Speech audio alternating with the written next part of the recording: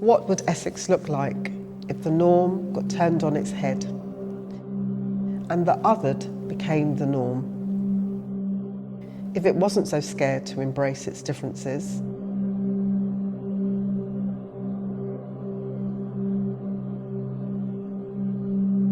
Hi, I'm Elsa James. I'm a visual artist, producer and an activist. This is my first solo exhibition here at Focal Point Gallery. The title of the exhibition is Othered in a Region That Has Been Historically Othered.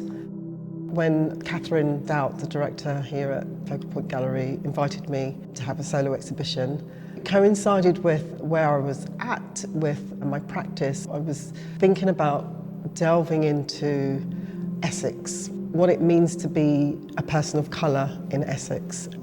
This was a continuation from previous works that I carried out in 2018 and 2019. This is Gallery 1. This is the film Othered in a Region That Has Been Historically Othered. It's a 3-part film installation, and each film has a different chapter and a different title. We have the window gallery that you see when you approach Focal Point. There's neon work in there, which is a black neon work, and it's an extension of a series of works that I've been making called the Blackness series, which plays with this idea of black font on black and speaks to the idea about who is visible and who is invisible in society. The neon in the window gallery is actually taken from a short speech that the MP David Lammy made in 2018 in response to the Windrush scandal. In the speech, he talks about why he is here. He talks about the Windrush generation, and that the Windrush generation actually doesn't begin in 1948 when the Empire Windrush arrived and docked in Tilbury.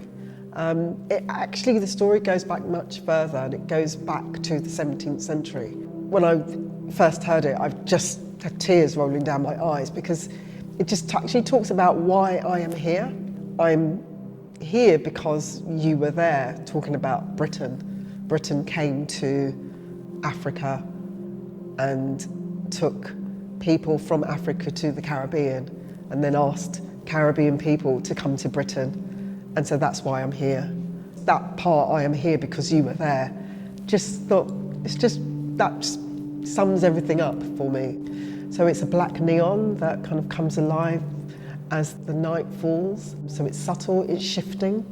Shifting is something I was thinking about for the whole experience of the exhibition, because of my ancestors were shifted from West Africa to the Caribbean, and then my parents were shifted to come and work here in the UK, part of the Windrush generation.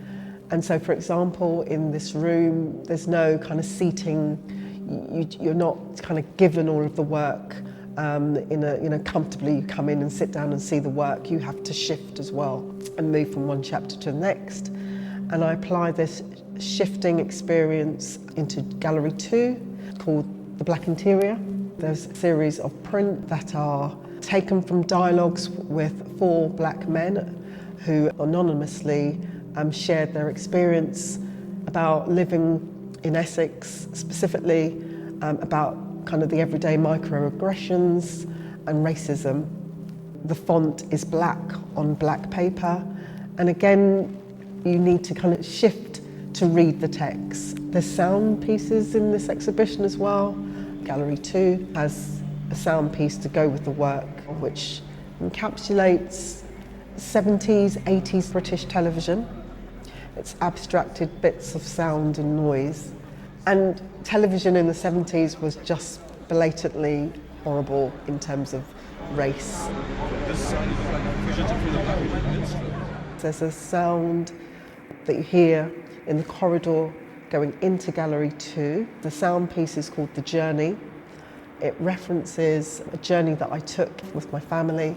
We went to Ghana, we were in Accra, the capital, and we went to visit Elmina Castle, which is one of the main slave forts. That journey to Elmina Castle was just an eerie experience, that you felt the anticipation of knowing that you were going to this place that myself and my husband at the time, we knew, well, because of our surnames being Thompson and James, that, you know, our ancestors could have done this journey. And so you hear the transatlantic ocean kind of really vividly. We're in Gallery 1 with a 3-part film installation. Chapter 1 is contemporary echoes of the subjugation of the women of Essex. I was really drawn to the Essex witch trials. A man called Matthew Hopkins, who gave himself a title, the Witchfinder General, and in 1645 ended up in Missley in Manningtree, and was on the kind of hunt to find women that were dabbling in witchcraft.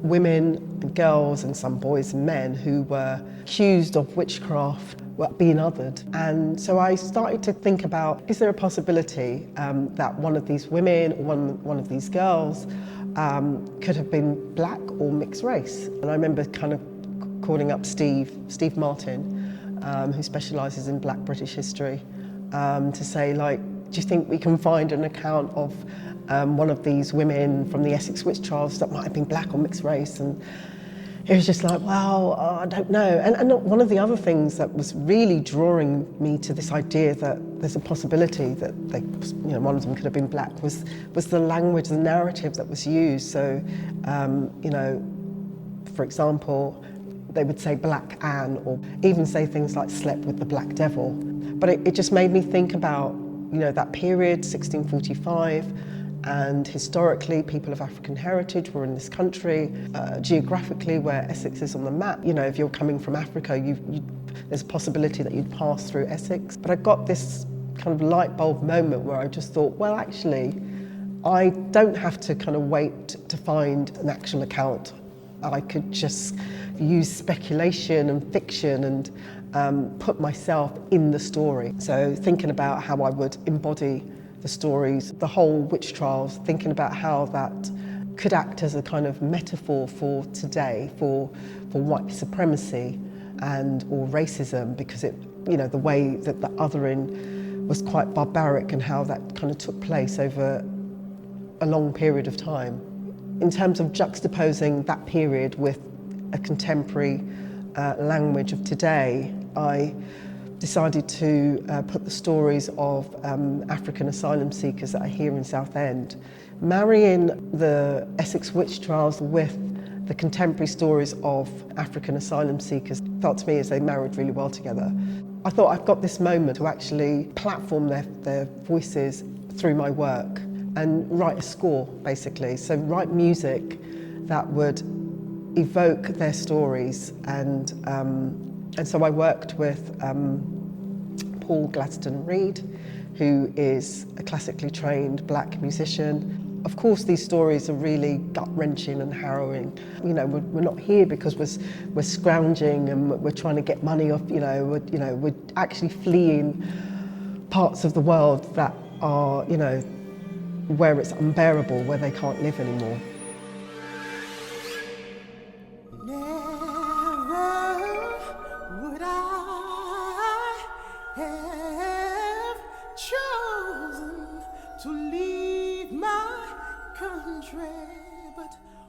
Chapter 2 is Jab Jab Awakening Towards a New Essex. Part of my upbringing, I was very heavily involved in my kind of Caribbean roots and heritage. My father was from a small island called Carriacou. He was born in Carriacou and grew up in Grenada. And there was one performance that people in Grenada and Carriacou have been doing since the end of slavery. The French, who colonised a lot of the Caribbean, would bring carnival. The enslaved people weren't allowed to participate in the carnival. So as soon as they could, they would try and do it, but almost disguise themselves so they weren't caught. And there's a particular movement that Grenadians and people from Carriacou would do called Jab Jab. It comes from the word jab, which means devil in French. And it's about adorning your body in black, complete black, head to toe, wearing as very little as possible. They were able to talk and critique what slavery was about And so the critique is that it was devilish. Music and drumming and dancing, these were things that were banned. So they would dance, beat biscuit tins and blow shells. Because it's practiced today, it's associated with recognition of slavery, but actually through, and especially when you're entirely blacked up, you can just kind of go to another kind of realm and just get into the vibe of liberation. If I was able to perform Jab Jab in the work, I could take us from the Essex witch trials to the future. And so it acts as a transformative chapter.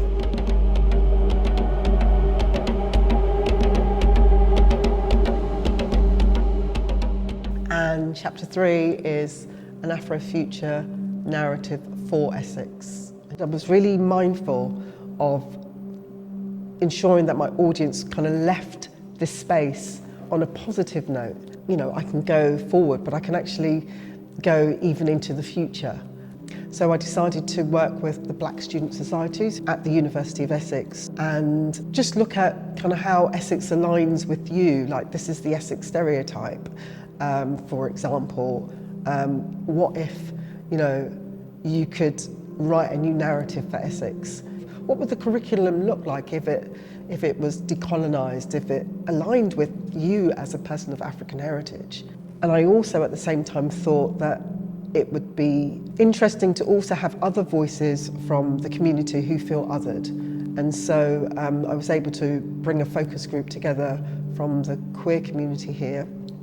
Did a very similar thing with the group, kind of asked this question, what would Essex look like if, or imagine if? And then what I was able to do with both those focus groups was devise a spoken word poetry from the sound bites, those bits of ideas coming from students' voices and coming from the queer community, coming from my own voice as well. And I was able to kind of put a chorus together. I've got my nephew, because he's got a lovely rounded voice, to then record this spoken word. So it says, what would Essex look like if the norm got turned on its head and the othered became the norm, if it wasn't so scared to embrace its differences, and if the Essex girl and Essex man terms never came about, and it led the world into becoming a better place for all humanity. And then that's then given to Trevor Matheson, the sound editor and designer for this whole exhibition, to then kind of write or devise some music. It has a kind of techno edge, which I don't know, for some reason I feel like that's quite Essex, a kind of techno edge to it.